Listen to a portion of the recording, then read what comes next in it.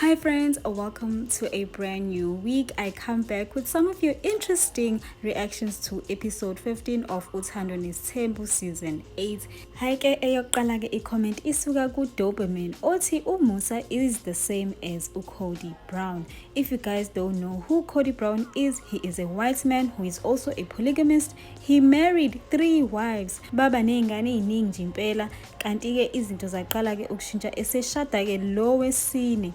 Ngesikhathi ke engena ke lo wesine naye wangena nezingane mhlambe eziwu3 zakomunye ubaba. So uCody Brown zaqala ke ukumshintshela izinto ngesikhathi ke laba abanye abafazi bem-accuse bethi uthanda lezi ngane zangaphandle okudlula lezi ayizalayo.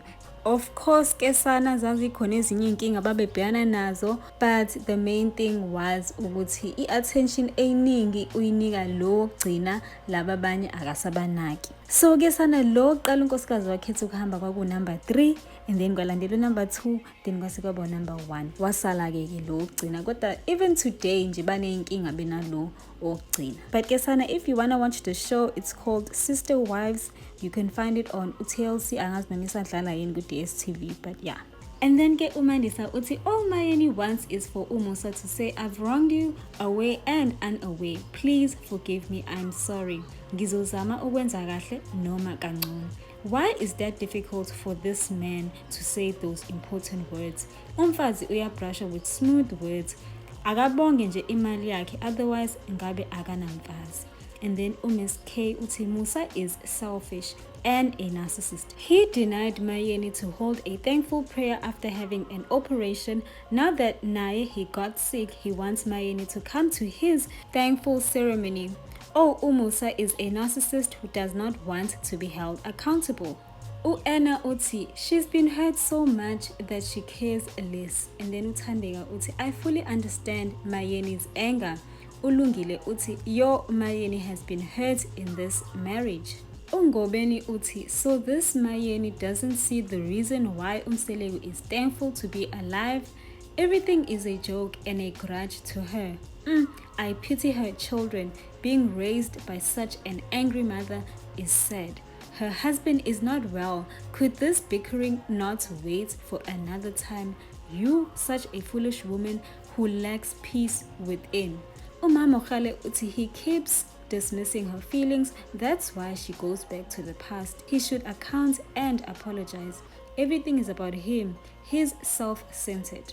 Usihle uthi cha shem Umselegu wrong, but ke ngeke ngiphawule kakhulu, angazi lutho ngesithembu, but lena yokwazisa umkakho nezimbuzi sezisesibayeni akabatsheli ngani esakuhlela from the start. Unthabiseng uthi Mayeni is the best, and then uHope uthi Umselegu manje yena he wants abafazi bakhe to suppress their own feelings so that kuzojabula yena as if they're not humans. Athanda uthi Musa needs to apologize kuMayeni. Admit ukuthi angikuphathanga kahle, angiwacabangelanga ama-feelings akho. I've never prioritized you, ngiyaxolisa. Because uMayeni is broken, bandla shame, and she's been quiet for isikhathi eside. Now that useyabhodla azikhulumele kuthiwa ubitha. Ayanda uthi the way I see it, Umayeni is not even angry anymore. She is only venting out how she feels. My only problem with her is she must leave other wives alone and deal with her husband. Whatever questions she has must be directed to Umus. Edna uthi Mayeni, they cannot make me hate her. Untombi uthi this season Umayeni is the bad guy according to Umselegu because she is challenging him. That's why there is nothing positive ephuma kuyena. Unancy uthi uMusa did not tell uNombela about welcoming number 5. Makhumalo engathunywanga wahambisa indaba. Uriabete uthi and all 5 of them are adults now. They really didn't have to keep this away from them. They're not small kids anymore. I'd also be hurt. And then Udumi uthi waze wawuhola kahle umhlangano wama-siblings usine usisi omdala. And then Ulihle uthi it's forcing the seriousness of the voice for me, just like Umpumelelo. Ulungile uthi cha wenze kahle impela uThobile amtshele nomacele watshela uMayeni. uMaphuthi uthi hi uThobile, Musa said he doesn't want uMangwabe to know, and then you with your runny mouth, and when bathi uyaphapha you catch feelings. Hi. And then uKietumetse uthi, when the wives object the way things are being done for number 5 to be introduced, Musa's best line is, ayikho into engizoyi-achieve no number 5. Samke darling, this is a sign, run away.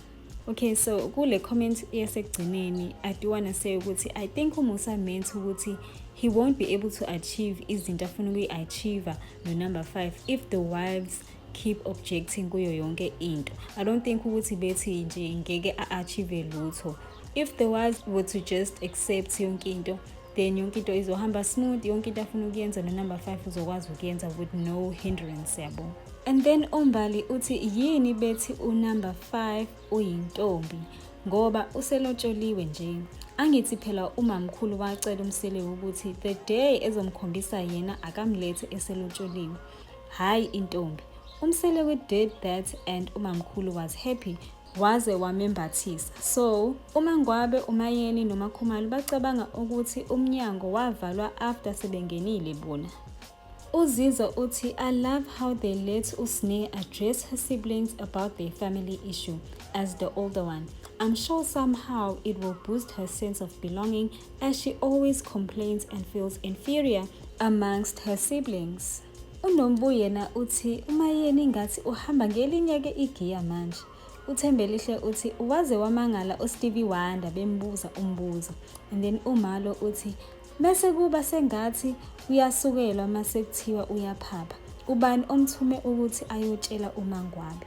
And then uXolele uthi umpumelelo saying uSneil uhlupha ubaba wakhe yena wenza kahle yini as ingane.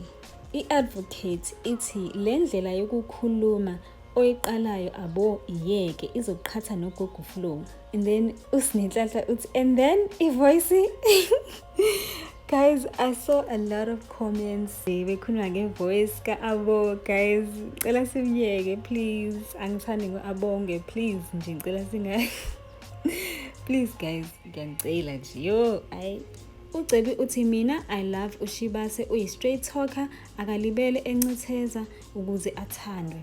uCebile-ke yena uthi kubuhlungu umuntu engayithathi serious into eshiwo wena, kodwa wena uma sekwenzeka kuyena fanele umnike isupport, iyayilimaza leyo nto imshado.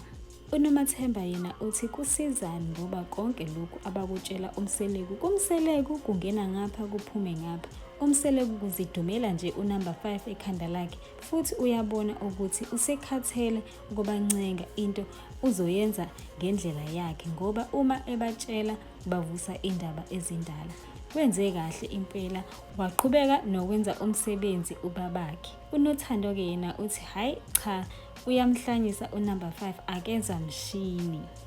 uVuyiswa yena uthi niyayiziba leyo ukuthi she made a scene and didn't wanna pay i-bill. Niyayiziba leyo ukuthi she came back and demanded ukuthi umseleki eze kwakhe. She is a straight talker, yes, good for her, but it's obvious ukuthi ubuye abaphilise kabi abanye abantu.